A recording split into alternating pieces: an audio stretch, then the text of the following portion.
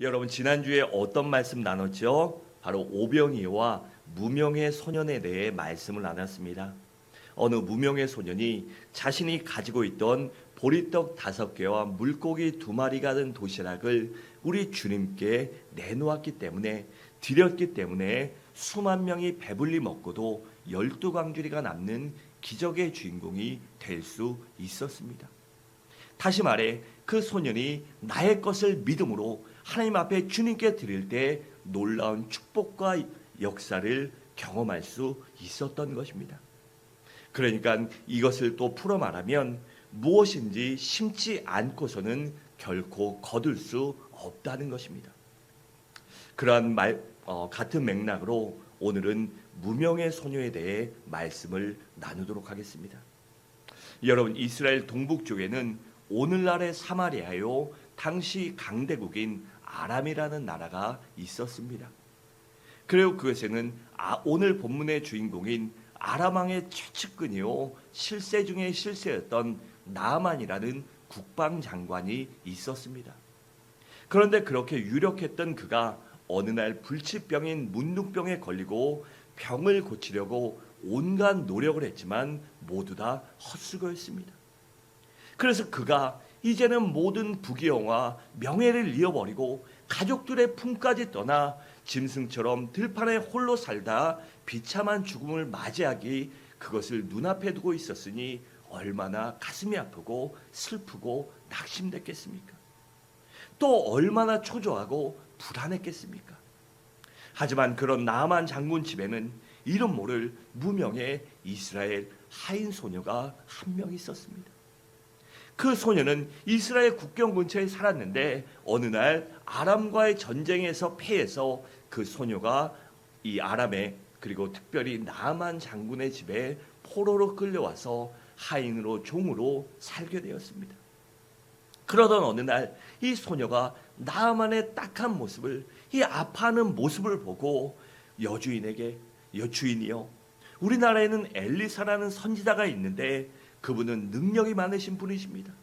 만약에 나아만 장군이 그분을 만난다면 그가 앓고 있는 문둥병도 거뜬히 고칠 수 있을 것입니다. 그러니 나아만 장군을 얘기해서 그에게 엘리사 선지자를 만나게 하십시오라고 그렇게 조언을 합니다. 그 말을 들은 여주인은 즉시 남편인 나아만에게 말을 하고 또 나아만 장군은 자신의 왕에게 그러한 이유로 이스라엘에 가게 할 것을 요청하고 왕은 그것을 승낙하고 친서와 많은 예물까지 주며 그를 이스라엘에 보내줍니다. 그래서 나아만이 이스라엘에 가 엘리사 선지자를 만나고 그를 통해 문둥병을 고치게 된 것이 바로 열왕기하 5장의 내용입니다. 여러분 여기서 볼 것은요 나아만이 문둥병을 고친 거 중요합니다. 하지만 만약에 이 무명의 소녀가 없었더라면 나아만이 어떻게 됐을까요? 이 무명의 소녀가 믿음으로 나아만에게 엘리사 선지자를 하나님을 알려주지 않았다면 과연 어떻게 됐을까요? 나아만은 이 문둥병으로 아파하다 종국에는 비참한 저울을 맞이했을 것입니다. 그런데 이 무명의 소녀가 있었기 때문에 그러한 기적과 축복과 은혜와 능력을 경험할 수 있었던 것입니다. 그렇다면 이 무명의 소녀는 과연 어떠한 소녀였을까요? 이 소녀가 어떠했기에 과연 나만의 문둥병을 고치는데 결정적인 역할을 할 수 있었을까요? 첫째로 그 소녀는 믿음이 있었기 때문입니다. 3절은 이렇게 말합니다. 그의 여주인에게 이르되 우리 주인이 사마리아에 계신 선지자 앞에 계셨으면 좋겠나이다. 그가 그 나병을 고치리이다 하는지라라고 있습니다. 그러니까 이 무명의 소녀는 믿음의 소녀였던 것입니다. 그녀는 하나님의 능력을 절대적으로 신뢰했습니다. 하나님이만 반드시 고치실 수 있다라는 그러한 믿음을 갖고 있었어요. 또한 하나님의 종인 엘리사를 절대로 신뢰했습니다. 그렇기 때문에 담대하게 여주인에게 나아가 만약에 나만 장군이 엘리사 선지자를 만나면 나을 수 있을 것이다라고 그렇게 증거한 것입니다. 그렇다면 이 소녀가 어떻게 해서 이러한 놀라운 믿음을 소유할 수 있었을까요? 그것은 아마도 그녀의 부모의 영향이 컸을 것입니다. 마치 신약의 디모데가 사도 바울의 후계자가 된 것이 어렸을 때부터 어머니와 외할머니에게 아름다운 신앙, 올바른 신앙 교육을 받았기 때문에 그가 믿음으로 자라고 믿음으로 성장했기 때문에 훗날 사도 바울의 후계자가 될 수 있었던 것과 마찬가지입니다. 디모데후서 1장 5절은 이렇게 말씀합니다. 이는 내 속에 거짓이 없는 믿음이 있음을 생각함이라. 이 믿음은 먼저 내 외조모 로이스와 내 어머니 유니게 속에 있더니 내 속에도 있는 줄을 확신하노라라고 했습니다. 그러니까 어머니와 외조모의 잘된 신앙교육과 올바른 믿음을 계승받았기 때문에 그가 믿음이 좋았다는 것입니다. 또 디모데후서 3장 15절은 이렇게 말씀합니다. 또 어려서부터 성경을 알았나니 성경은 능히 너로 하여금 그리스도 예수 안에 있는 믿음으로 말미암아 구원에 이르는 지혜가 있게 하느니라 라고 했습니다. 여러분, 자녀들은요 알게 모르게 부지불식 간에 부모의 영향을 절대적으로 받으며 자라갑니다. 그러므로 부모님들은 자녀들이 어렸을 때부터 신앙교육을 철저히 시킬 줄 알아야 합니다. 그래서 자녀들이 어려서부터 반드시 믿음을 갖고 예수에 대한 믿음, 구원받고 그 믿음으로 올바른 신앙관과 올바른 세상관과 올바른 인격과 올바른 가치관을 갖고 세상을 살아가게 그렇게 만들 줄 알아야 합니다. 또한 이 무명의 소년은요, 교회 목사님이나 선생님들에게 하나님에 대해 배웠고 엘리사 선지자에 대해서 들었을 것입니다. 그래서 이러한 놀라운 믿음을 소유할 수 있었던 것입니다. 그래서 우리는 듣고 배우는 것이 중요한 것입니다. 빌립보서 4장 9절은 이렇게 말씀합니다. 너희는 내게 배우고 받고 듣고 본 바를 행하라. 그래야면 평강의 하나님이 너희와 함께 계시리라 라고 했습니다. 여러분, 참 믿음을 소유하는 것이요 우리 그리스도인에게는 절대적으로 중요합니다. 그런데 참 믿음은 어떻게 얻을 수 있을까요? 바로 참 지식이 있을 때 가능한 것입니다. 우리가 참 지식을 얻기 위해서는 말씀을 배워야 하고 들어야 하고 묵상해야 되고 연구해야 하는 것입니다.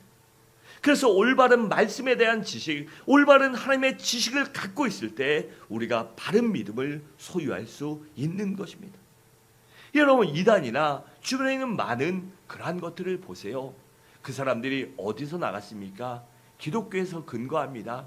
동일한 말씀을 봅니다. 동일한 성경을 봅니다.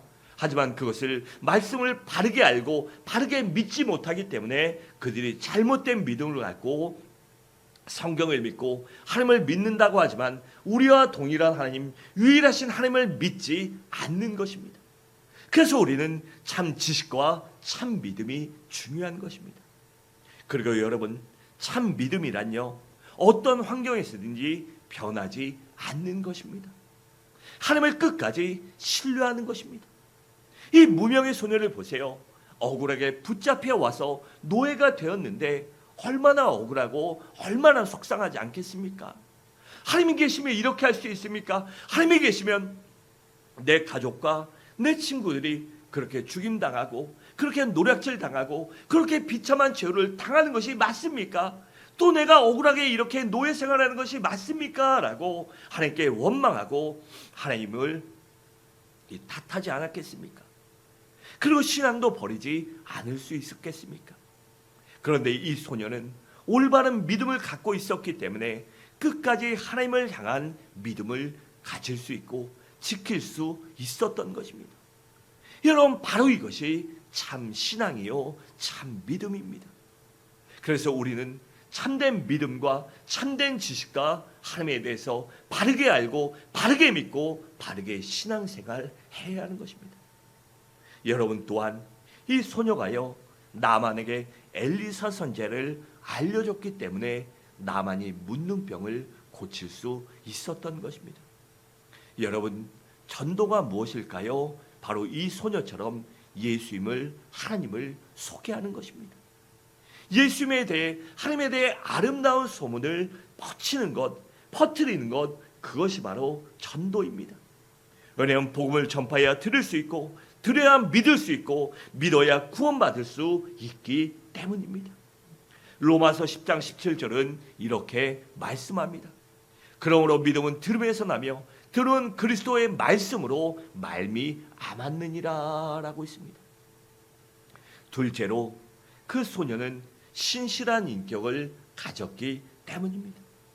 여러분, 나이도 어렸고요, 하찮은 한 해에 불과한 이 소녀의 말을 여주인이 믿었다는 것은 그럴 수 있을 텐데 라고 말한 것을 그 여주인이 믿고 즉시 남편에게 말했다는 것은요, 평소에 이 소녀를 여주인과 나아만이 얼마나 인정하고 믿었던가를 보여주는 것입니다.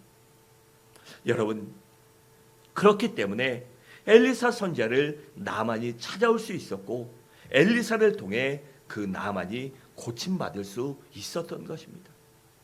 여러분, 나아만이 생각하기에 따라서는요, 이 소녀가 자신에게 앙심을 품고 이때가 기회다, 이 나아만의 아픔과 문제를 이용해서 고향 땅으로 끌고 가서 나아만을 죽이자, 이 변방이 아니라 그 핵심 지역에 가서 이스라엘 내부에 보내서 나아만을 죽이자, 이런 기회로 생각했다고 나아만이 그렇게 미루어 짐작할 수도 있었습니다. 하지만 나아만은요, 이 소녀를 조금도 의심하지 않았습니다. 왜일까요? 그것은 나아만과 여주인이 그 소녀를 그만큼 인정하고 믿었기 때문입니다. 이 소녀가 절대로 나에게 그렇게 할 일이 없다, 이 소녀가 말하는 것이 정말 진실되고 참될 것이라는 것을 믿었기 때문입니다. 그렇다면 어떻게 이 소녀가 그렇게 나아만과 여주인에게, 나아만의 부인에게, 그 가족들에게 인정받을 수 있었을까요? 그것은 평소에 그녀가 인격이 신실했기 때문입니다. 평소에 그녀가 삶을 통해서 정직하고 순수했으며, 또한 언행이 일치했고 성실하고 진실했기 때문입니다. 또한 신앙이 낮게 거룩하고 성결하게 살기 위해 노력했으며, 주인에게 도움이 되기 위해서 끊임없이 노력했기 때문입니다. 그러니까 일반 사람들처럼 눈 가리고 아웅하는 식으로 앞에서만, 보이는 데서만 정직하고 바르게 하고 하는 척 했던 것이 아니라 진실되게 열심히 최선을 다해 살았기 때문인 것입니다. 여러분, 신실한 인격은요, 하루아침에 생기는 것이 결코 아닙니다. 평소에 끊임없이 열심히 훈련해야 합니다. 다른 사람이 나를 알아달라고 하기 전에 내가 인정받기 위해서 더 열심히 노력해야 되고, 모든 사람들에게, 주변 사람들에게, 가까운 사람들에게 인정받을 정도로 우리가 인격이 신실한 사람, 정직한 사람이 되어야 우리가 그러한 사람들에게 모든 환경에서 인정받을 수 있는 것입니다. 여러분, 주변에요, 가족에서든지 가정에서든지 직장에서든지 친구 사이에서든지요, 저 사람은 믿을 수 있어, 그 말이면 정말 믿을 수 있어, 이런 말 듣는 것이요, 바로 우리 그리스도인들의 삶의 책임입니다. 우리가 그렇게 인정받을 수 있을 때 우리가 예수를 증거해야 그것도 믿을 수 있기 때문입니다. 우리가요, 친구들과 주변 사람들, 특별히 직장이나 가정에서요, 내가 하는 말을 믿지 않는다고 생각해 보세요. 그러면 내가 아무리 예수 믿으라고 해도요, 믿겠습니까? 내가 아무리 하나님이 이렇게 뛰어나신 분이라 나의 삶을 살리셨다, 도와주셨다고 간증해도 그것을 믿겠냐는 말입니까? 여러분, 그래서 우리는요, 평소에 진정으로 신실한 사람이 되어야 합니다. 바라건대 우리 모두 그러한 믿음의 사람이 되시기 바랍니다. 여러분, 다니엘을 보세요. 그는 평소에 인격이 신실했고 실력도 뛰어났기 때문에 고령의 유대인에 불구하고 그 우리말로 흔한 말로요, 외노자, 우리가 그렇게 비하해서 말하잖아요. 다니엘도요, 외노자였습니다. 그래도 불구하고 어떻게 고령에도 바사 제국의 수석 총리가 될 수 있었을까요? 그것은 바로 그가 인격이 신실하고 뛰어나고 정직했고 실력이 있었기 때문입니다. 다니엘서 6장 3절과 4절을 함께 읽겠습니다. 시작.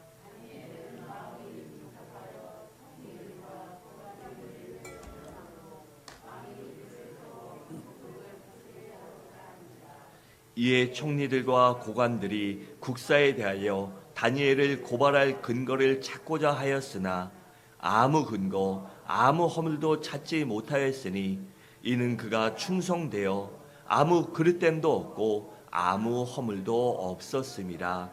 아멘. 여러분, 혹시 생활전도란 말을 들어보셨습니까? 그것은 바로 나의 삶을 통해 주변 사람들을 전도하는 것입니다.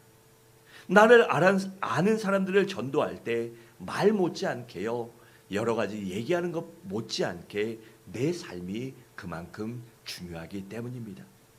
그래서 사도행전 2장 47절은 이렇게 말씀합니다. 하나님을 찬미하며 또 온 백성에게 칭송을 받으니 주께서 구원받은 사람들을 날마다 더하게 하시니라 라고 했습니다. 바라오네 우리 모두 이 소녀처럼 다니엘처럼 인격이 신실한 사람, 언제나 주변 사람들에게 인정받고 칭송받을 수 있는 거룩한 그리스도인이 되시기 바랍니다. 셋째로, 이 소녀가 기적의 주인공이 될 수 있었던 이유는 타인을 불쌍히 여길 줄 알았기 때문입니다. 여러분, 이 소녀의 입장에서는요, 나만이 문둥병에 걸렸으면요, 그 소녀의 개인적인 상황을 보면 좋아했어야 합니다. 또 하루라도 빨리 나만이 더 비참하게 죽기를 바라고요, 나만뿐만 아니라 그 집이 망하기를 바랬어야 하지 않겠습니까? 이 소녀가 무슨 죄를 져서 그 집에 하녀로 총으로 팔려왔겠습니까? 그 소녀의 입장에서 보면 정말로 억울하고 철천지 원수가 아닙니까? 하지만 소녀는 그러한 상황과 그러한 환경을 뛰어넘어서 문둥병으로 괴로워하는 나만 장군을 불쌍히 여겼을 뿐만 아니라 그 병을 고치기 위해 엘리사 선지자까지 소개해 준 것입니다. 그래서 나만이 문둥병을 고칠 수 있었던 것입니다. 여러분, 믿음의 사람은요, 이 소녀처럼 복된 마음을 가져야 합니다. 다른 사람들을 축복하는 마음, 불쌍히 여기고 궁일이 여기는 마음을 가져야 합니다. 그래서 복수하거나 망하기를 바라는 마음은 믿음의 마음이 아닌 것입니다. 그래서 때로는 우리에게 눈물 흘리게 한 사람, 우리에게 아프게 한 사람, 우리의 원수 같은 사람들에게도 그들이 망하기를 바라는 것은요, 때로는 우리가 그런 마음을 가졌다면 회개할 줄도 알아야 합니다. 제가 가끔 이 정치적인 얘기를 이 새벽 예배 때 가끔 해요. 저는 이 뼛속까지 한국 사람이고 역사의식과 민족의식이 굉장히 투철하다고 자부심을 가져요. 그래서 때로는 그 일본 사람들의 행태를 보고 지금도 우리나라를 옛날 식민지처럼 여기고 그런 상황들을 보면요, 안타까워서 막 그런 얘기를 막 열변을 토할 때가 있어요. 우리나라가 이 코로나 터지고 불화수소 여러 가지로 문제를 겪었을 때 막 더 힘들게 하려고 했잖아요. 그리고 자기들한테 무릎 꿇게 하려고 했잖아요. 그런데 다행히 우리가 미리 준비하고 있었기 때문에 그들의 행태를 보고 이재용 씨가 일본에 갔을 때 몇 번 말씀드렸지만 이재용 씨 정도면요, 삼성 정도면요, 이 국빈의 대우를 받습니다. 어느 나라 가든지. 근데 불화수소 터지기 직전에 이렇게 될 것이라를 미리 짐작하고 일본에 갔는데요, 정말 아무런 대우도 못 받았어요. 그래서 이재용 씨가 돌아오면서 그 바로 회사에다가 얼마가 드는지 무슨 일이 있든지 어떠한 대가를 치러도 이거 국산화해라. 반드시 걔네한테 손 벌리지 말고 아순소리 하지 말게 국산화해라 명령을 했다고 해요. 근데 그걸 모르고 일본이 이제 고자세를 취했죠. 결국에 그러다가 회사가 더 어려움을 겪게 되고 이런 문제를 겪게 됐는데, 그걸 알면서도 많은 사람들이요, 그 일본 거 소비하는데 그 사람들이 우리한테 어떻게 했는지를 보지 않으면서 아무 생각 없이 사는 사람들 볼 때 제가 막 화가 나서 열변을 토해요. 우리나라 TV가요 전 세계적으로 알아줍니다. 우리나라 디스플레이 기술이요, 반도체나 모든 것들이요, 전 세계에서 최고로 손꼽힙니다. 옛날에나 소니, 파나소닉 TV 알아줬지요. 지금은 외국에 가면요, 그냥 하품 취급합니다. 우리나라 게 제일 좋으니까요. LG, 삼성 못 따라갑니다. 그래서 유수의 핸드폰 회사들도 모든 액정들이요, 거의 대다수가 다 삼성, LG 씁니다. 그런데 일본에서 우리나라 TV가 얼마나 팔리는지 아십니까? 뭐 1%, 3%도 안 팔립니다. 우리나라 휴대폰 일본에서 얼마나 팔리는지 아십니까? 5%도 안 팔립니다. 우리나라 제품들 일본에서 얼마나 팔리는지 아십니까? 전체도요, 일본 전체 소비량이요, 5%가 아니라 3%도 못 찍습니다. 전체를 따지면요, 일본 총 소비량의 1%도 안 팔려요. 그런데 우리나라는 일본 거 얼마나 팔아주고 있어요. 아직도 정신 못 차리고 뭐 하지 않습니까? 그거 보면 아주 막 화가 나요. 화가 나. 우리나라 국민들에도 화가 나고 일본 사람들에도 화가 나고 막. 그래서 가끔씩 커뮤니티에 일본 지진 났다고 하면 쾌자를 부를 때가 있어요. 아이, 하나님은 뭐 하시나, 더해서 더하지, 이런 마음 먹을 때가 있어요. 그런데 회개합니다. 회개해요. 뭐 그런 이 구구 정치인들, 잘못된 사람들 정신 차려야겠지만, 그걸로 고통받는 사람들 얼마나 많이 있어요. 또 주님 모르고 죽어가는 사람들 지옥 가지 않습니까? 그럴 때는요, 궁일한 마음을 가져야 합니다. 우리 교회도 문일배 선교사님이 나가서 선교하고 일본 사람들 구원시키는데, 우리 문 선교사님 더 큰 열매 맺길 기도하고요, 문 선교사님 같은 분들이 더 많아져서 또 그 선교사님들과 선교사에게 큰 열매를 맺어서 많은 사람들이 구원받고 정신 차려야 하지 않겠습니까? 그래서 자신들의 죄를 회개하고 자신들의 그 죄뿐만 아니라 역사적인 과오까지도 회개하고 돌이켜야 하지 않겠습니까? 여러분, 그래서 우리는요, 언제나 그런 사람들에게도 궁일히 여기는 마음, 불쌍히 여기는 마음, 하나님 반드시 저들을 구원해 주시고 저들이 구원받고 믿음을 얻음으로 잘못을 회개하고 모든 것을 깨닫고 하나님 앞에 돌아가고 믿음으로 살게 하기 위하여 기도해야 하는 것입니다. 로마서 12장 17절에서 21절을 함께 읽겠습니다. 시작.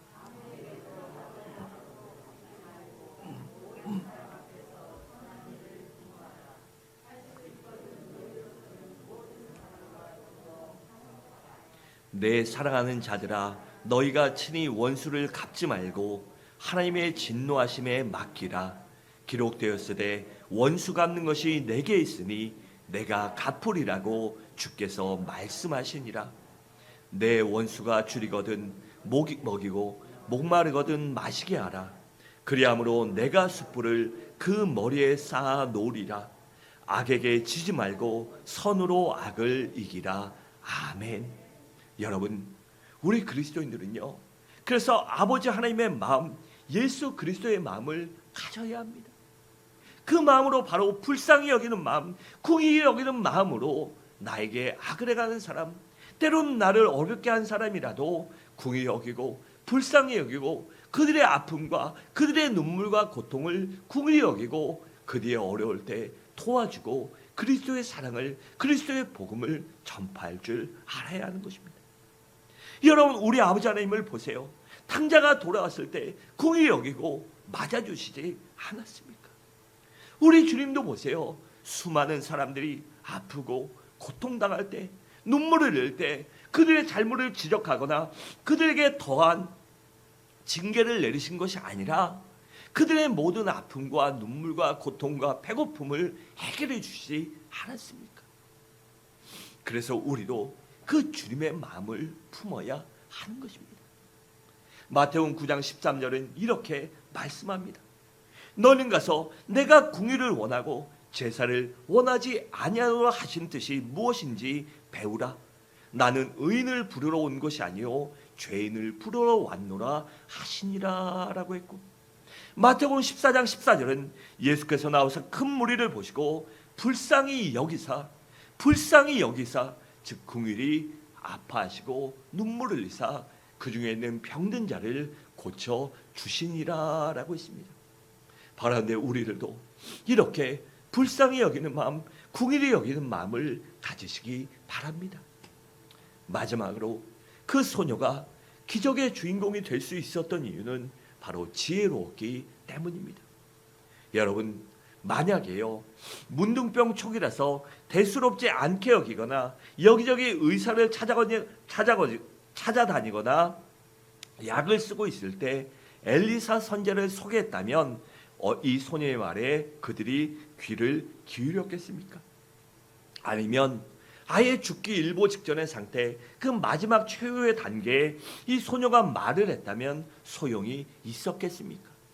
그런데 이 소녀는요, 나만이 가장 절박할 때, 그러니까 의사나 여러 사람들을 찾아다녀도 아무런 효과가 없을 때, 더 이상 의지할 것이 없구나, 더 이상 의사고 뭐고 나한테 필요 없구나, 방법이 없구나라고 절박한 상황에서 지푸라기라도 잡고 싶을 때 그녀가 말을 했기 때문에 여주인과 나만이 귀담아 들었고 실행에 옮긴 것입니다. 그래서 문둥병을 고칠 수 있었던 것입니다. 여러분들도 이 나만처럼 문제를 해결받고 행복한 인생, 성공적인 인생을 살기 원하십니까? 그렇다면 우리에게 지혜가 필요합니다. 왜냐하면 지혜로워야 때와 시기를 분별할 줄 알고 그 기회를 놓치지 않기 때문입니다.